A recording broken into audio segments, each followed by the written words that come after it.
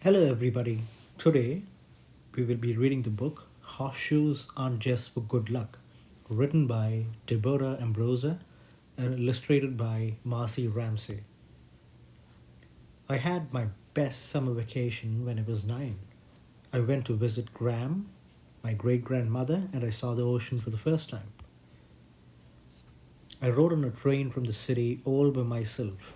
Graham and a friend Jim met me at the train station and we drove to Graham's big grey house. In a small beach town, most people walked or rode bicycles. I even saw horse carriages. Graham's house had a colorful flower garden and a big front porch. She told me to pick the bedroom I wanted, so I picked the yellow room. It had a window that faced the ocean.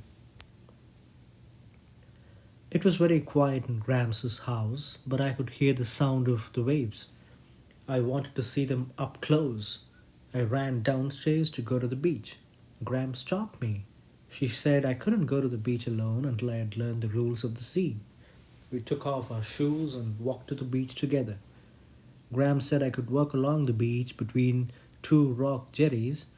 The jetties were walls of rock that helped to keep the beach sand from eroding away into the sea. Graham said not to go into the water unless she or Jim were with me.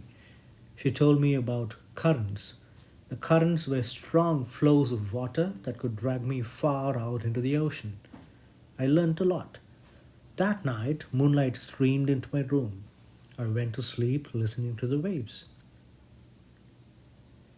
I woke up with the sun shining on my face. I dressed quickly and ran downstairs as Graham called, "Remember the rules." I nodded as I hurried out the back door. When I got down to the beach, I saw the sand was covered in brownish gray round things.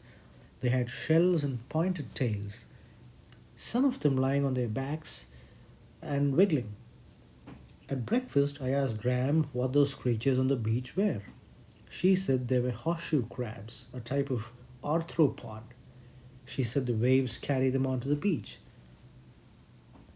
I told Graham about the wiggling ones turned upside down. She said they use their tails to try to turn themselves back onto their legs. If they can't turn over, they get too hot and die.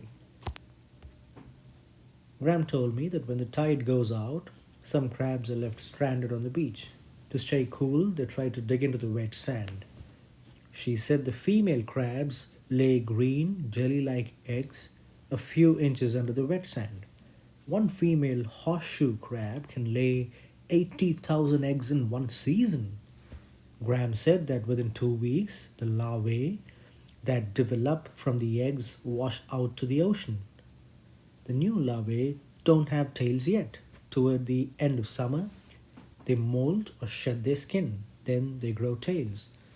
After breakfast, we walked down to the beach. Graham turned over the upside down carbs. She also put stranded ones back into the ocean. She said when crabs get tired of swimming, they turn over onto their backs and float on their shells like little boats.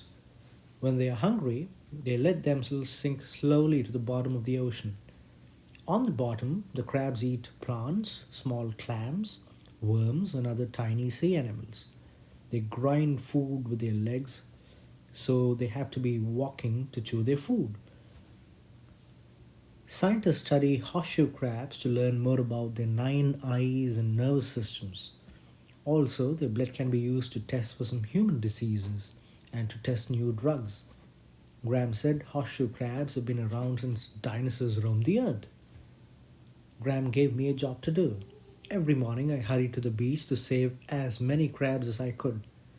I would turn them over and toss them back into the ocean waves. Sometimes I tossed them from the end of the jetty and waved good luck to them. I also tried to chase birds away when I saw them eating the eggs. But Graham told me not to do that because the birds needed the eggs as food to survive. One morning, all the horseshoe crabs were gone. When I ran back to the house, Graham said they were done laying eggs until next year. She told me that next year I would have to come back and save more crabs. I walked back to the beach and lay down on the warming sand. Saving the crabs was exciting, but my summer vacation had just begun. What would I do now? Thank you for listening. If you do like this video, please subscribe to my channel.